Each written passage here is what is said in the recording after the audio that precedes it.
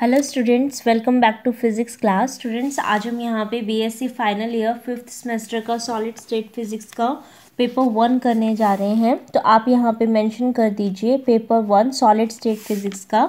और हम यूनिट 1 पे हैं, अभी बस 2-3 टॉपिक रह गए हैं हमारे। यूनिट 1 हमारी कंप्लीट हो जाएगी। इसके अंदर बच्चे आज का जो आपका टॉपिक रहेगा, आप हेडिंग डाल लीजिए सिमिट्री।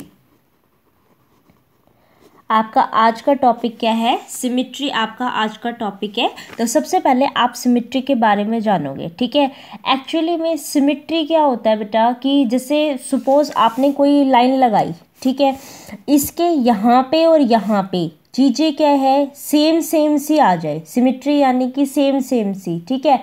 तो अपने जो सॉलिड है यानी कि जो क्रिस्टल है उसमें सिमिट्री का कैसे कैसे वो ये कहेगा, तो ये कहता है कि अगर हम बहुत सारे कोई ऑपरेशन अगर हम क्या करें, मतलब जो भी हमारा क्रिस्टल है उसके ऊपर ऑपरेशंस परफॉर्म कर रहे हैं, ठीक है। तो ऑपरेशन परफॉर्म करने के बाद भी जैसा क्रिस्टल की फॉर्म पहले थी, अगर वैसी ही सेम टू सेम आपको मिल जाए, वैसी ही आपको मिल जाए, तो उन ऑपरेशन को जो आपने परफॉर्म किए थे, जिसको परफॉर्म करने के बाद भी क्रिस्टल हमारा इनवेरिएंट यानी कि उसमें कोई भी चेंज ना आया हो, तो उन ऑपरेशंस को हम क्या बोलते हैं? सिमिट्री ऑपरेशन बोलते हैं। क्या कहोगे कि क्रिस्टल के ऊपर कुछ ऑपरेशन परफॉर्म किए जाते हैं, उन ऑपरेशंस को परफॉर्म किए जाने के बावजूद भी अगर क्रिस्टल हमारा एज इट इज़ रह जाता है, तो उनको क्या बोलते हैं? हम सिमिट्री ऑपरेशंस बोलते हैं, ठीक है। अब वो आपने जो सिमिट्री ऑपरेशंस लगाए हैं वो कौन कौन से हो सकते हैं, उनको हम डिटेल में करेंगे। तो पहले आप सिमिट्री ऑपरेशन की डेफिनेशन लिख लीजिए। क्या लिखोगे कि symmetry operation is one which transforms the crystal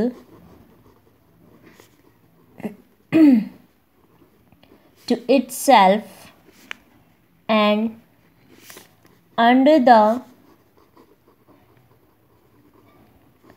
symmetry operation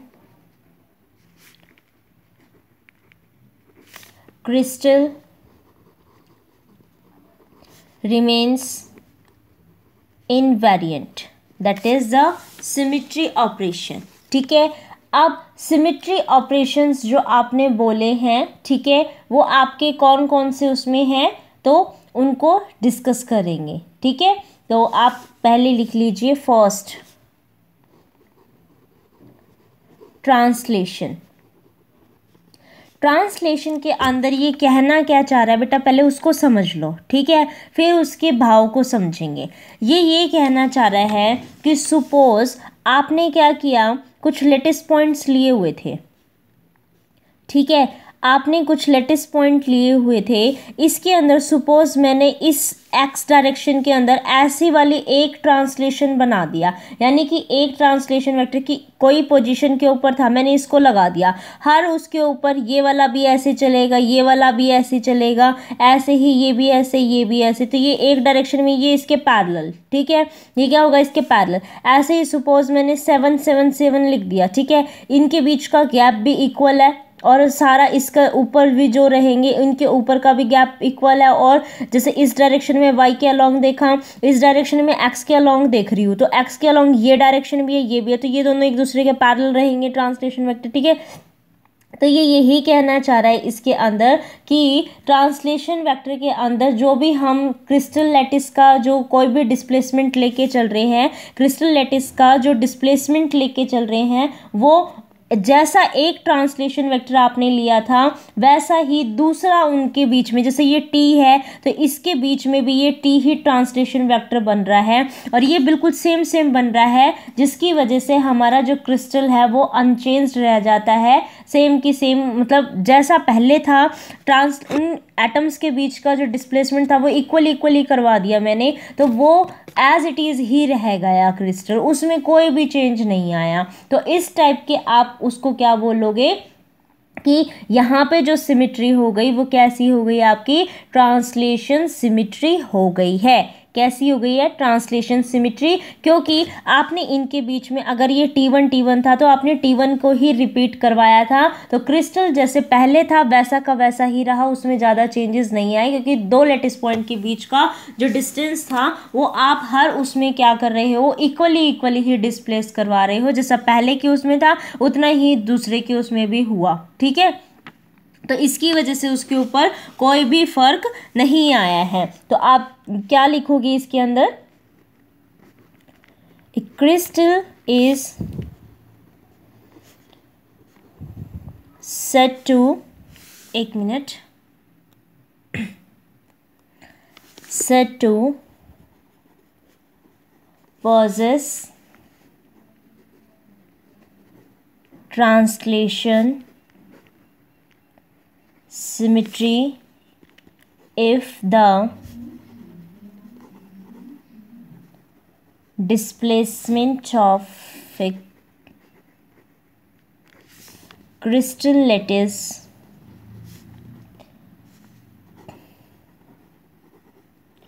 parallel to itself by a translation vector leaves the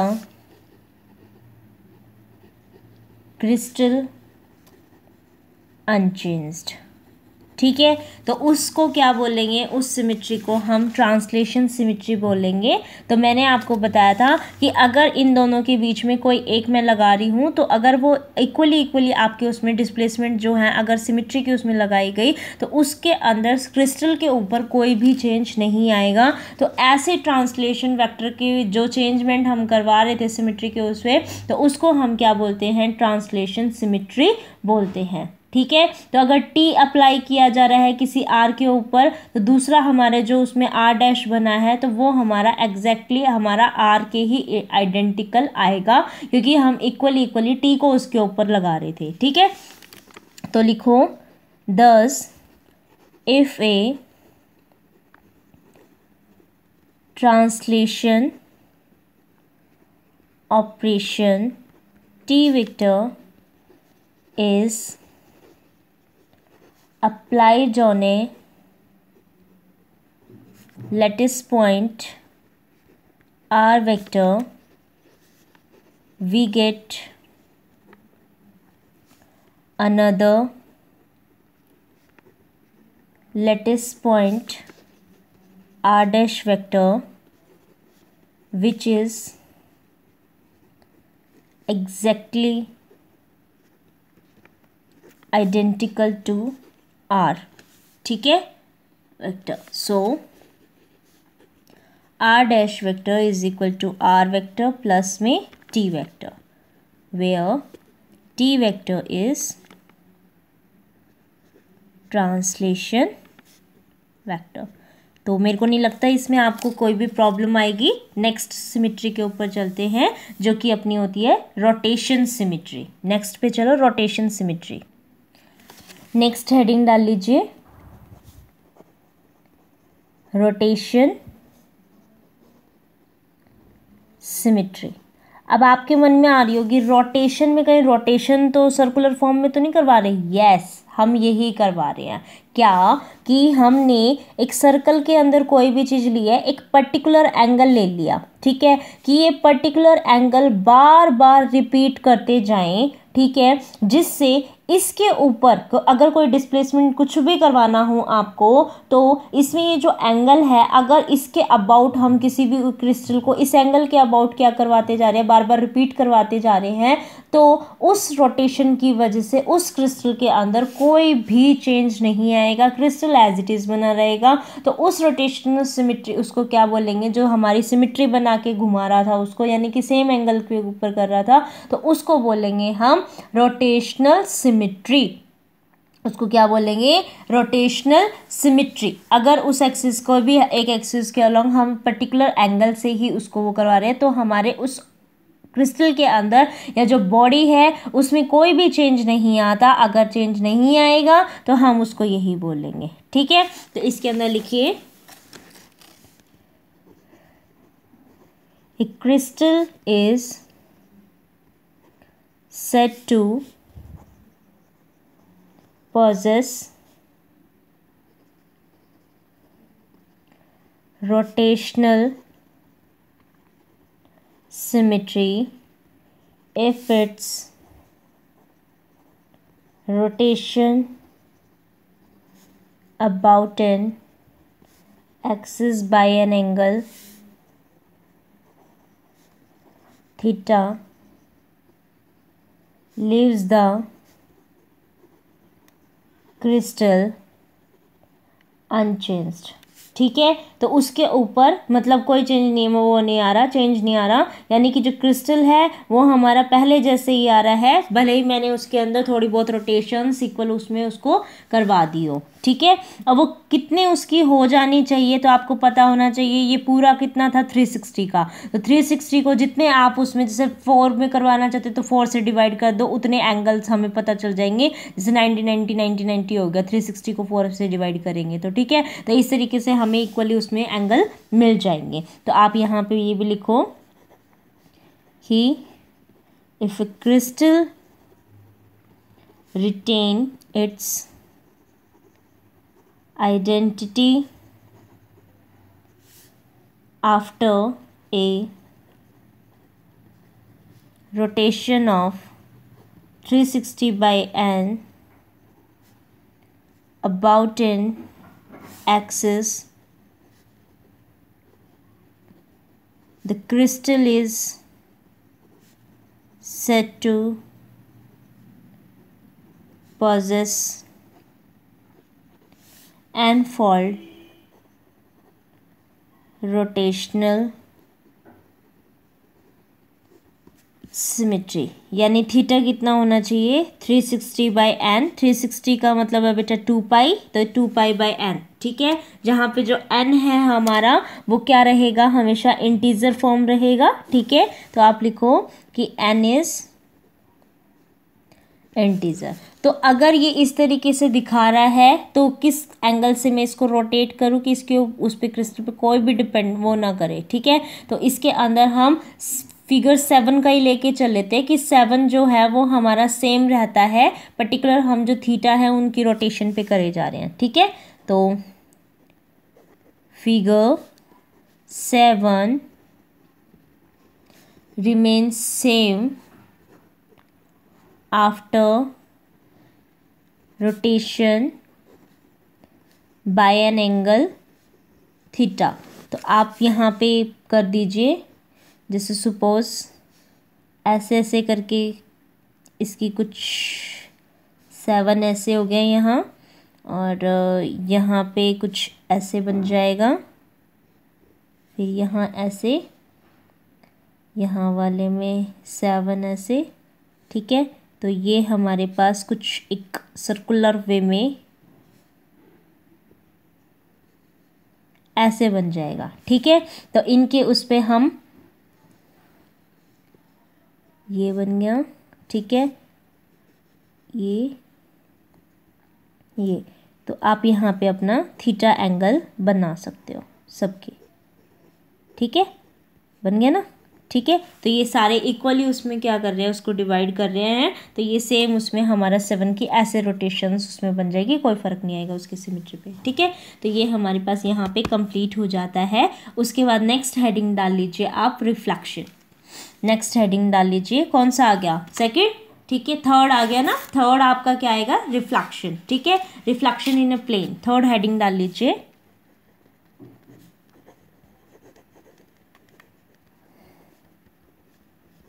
reflection in a plane.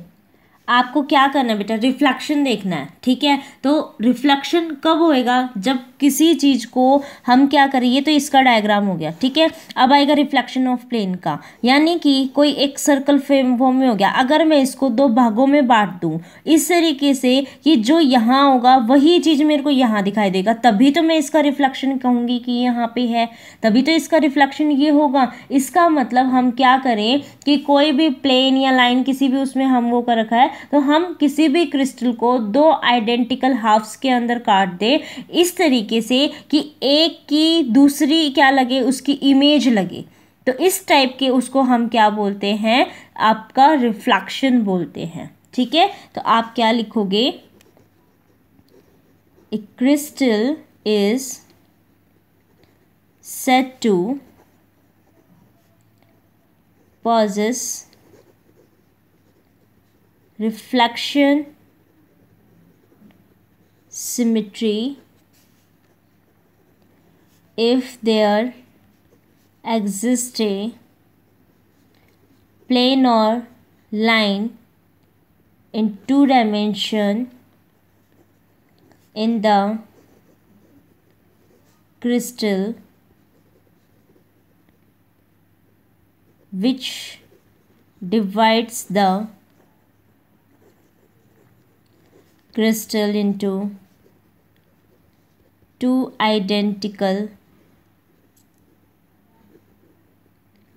halves such that one half is mirror image of the other, ठीक है। इस type के हम इसको क्या बोलते हैं, mirror image बोलते हैं। क्लियर है। अब यहाँ पे आपको क्या करना है, नेक्स्ट करना है फोर्थ डाल लीजिए, inversion about A point. Actually में क्या होता है कि आपने देखा होगा कि जैसे कोई भी चीज़ हम रोटेट करवा रहे हैं, ठीक है, तो रोटेट नहीं मतलब एक पॉइंट का इन्वर्जन यानी कि उसका उल्टा पॉइंट। तो अगर कोई एटम कोई भी पॉइंट आपका प्लस एक्स एक्सिस पे है, तो अगर एकदम उसके नेगेटिव पे चला जाए, वो उसके नेगेटिव पे, अगर प्लस पे है तो माइनस एक्स पे, वाई पे है तो माइनस वाई पे, जेड पे है तो माइनस जेड पे, तो अगर इस टाइप के भी हम वो कर देते हैं, ठीक है, तो इस पे कोई फर्क उसमें नहीं आता। तो इस टाइप का जो आप इन्वर्जन कर रहे हो ना, यानी इन्वर्ट उसके एक्सिस को इन्वर्ट, ठीक है, तो हम क्या बोलते हैं उसको कि ये कैसा है, आपका इन्वर्जन टाइप की सिमिट्री है, ठीक है। ये कैसी होगी, आपकी इन्वर्जन टाइप की। अब रिफ्लेक्शन में तो डायरेक्ट हमने उसका आधा कर दिया, तो यहाँ का लेफ्ट हैंडेड का राइट हैंडेड दिख गया। रोटेशन में जस्ट एंगल में रोटेट कर दिया, तो उससे ये क्या कर रहा है, एंगल में तो रोटेट नहीं कर रहा है, इसमें एक्सिस में रोटेट करवा रहा है, तो थोड़ा कॉम्प्लिकेटेड हो जाता है उनसे भी, है ना। तो इसमें आप यही लिखेंगे और इसमें लिखेंगे कि अगर कोई भी पार्टिकल हमारा आर पोजीशन पे है तो वो कहाँ पे मिलेगा, अब दूसरा उसका माइनस ऑफ आर पे, ठीक है, मतलब माइनस ऑफ आर पे भी वही उसका दूसरा पॉइंट जो है वहाँ पे प्रेजेंट रहेगा, यानी इन्वर्जन, यानी कि उसका क्या है, आपका मतलब उल्टा उसमें दिखाई देगा, ठीक है। तो आप यहाँ पे लिखोगे the inversion operation is a little more complicated than either reflection or rotation, ठीक है। और इसके अंदर एक crystal is said to possess inversion symmetry if for each lattice point at position r vector another point at minus r dash is also present, तो आप उसको क्या बोलोगे कि ये कैसा है, आपका इन्वर्जन टाइप है। ठीक है, ये तो किसका था, आपका रिफ्लेक्शन का। अब मैं यहाँ पे ही बना रही हूँ इन्वर्जन वाले का। ठीक है, इन्वर्जन वाले का जैसे सपोज ये मेरे पास एक बन गया, दूसरा ये वाला बन गया। ठीक है, तो इसका उल्टा तो ये एक्सिस होगी, इसकी उल्टी ये वाली एक्सिस होगी, और बीच वाले की इस तरह ऐसे। ठीक है, तो अगर सपोज ये वाली मेरी कैसी थी, माइनस प्लस एक्स और वाई कुछ भी बन रहा था, तो ये वाला कौन सा बन रहा है, माइनस एक्स माइनस वाई, इस तरीके से बन जाएगा। ठीक है, तो यानी कि बिल्कुल ही उस पॉइंट को क्या कर रहा है, वो अपोजिट दिखा रहा है। आप यहाँ से देख सकते हो, अगर मैं इसको वाई एक्सिस मान रही हूँ, तो अगर ये कितना है आपका 1 पे था, ठीक है, तो ये कितने पे बनेगा, वाई एक्सिस के -1 के ऊपर बनेगा। ठीक है, तो यानी कि पूरा का पूरा उसको उसके माइनस वाले पॉइंट के ऊपर बता रहा है, तो ये कैसा रहेगा, आपका इन्वर्जन सिमेट्री रहेगी। ठीक है, तो ये मैंने आपको पूरा का पूरा सिमेट्री का टॉपिक कंप्लीट करवा दिया है। अब हमारे पास जो क्वेश्चन आएगा वो ये आता है बेटा कि 5 फोल्ड सिमेट्री क्यों नहीं पॉसिबल है। ठीक है, वैसे तो एक्चुअली में 7 8 या हायर ऑर्डर जो है वो भी हमारा पॉसिबल नहीं है, लेकिन 1 2 3 और 4 और 6 ये पॉसिबल हैं। ठीक है, तो ये 6 आ गया ना, तो 6 के बीच में एक 5 आ जाता है, तो मेनली जो क्वेश्चन न्यूमेरिक टाइप का पूछा जाता है फिर वो 5 पे अटक जाता है कि 5 पॉसिबल क्यों नहीं है। 7 8 9 ये तो हम पूछते ही नहीं फिर। ठीक है, सिर्फ 6 तक की उसमें कर देते हैं कि 6 से पहले जो 5 वाला था वो क्यों पॉसिबल नहीं है, जब 6 आ गया तो 5 क्यों नहीं है। चलो 7 8 का तो हम भी मान लेते हैं भाई 7 8 नहीं है, हायर ऑर्डर भी नहीं है, तो 5 क्यों नहीं है, उसका क्या रीज़न रहेगा। तो हमें अब क्या करना पड़ेगा, 5 फोल्ड सिमेट्री हमारी पॉसिबल क्यों नहीं है, हमें उसका डेरिवेशन करना पड़ेगा। तो उसके लिए आप रेडी हो जाइए, नेक्स्ट लेक्चर के अंदर हम वही करेंगे। ठीक है, thank you for watching this video and keep sharing it with your friends. Thank you.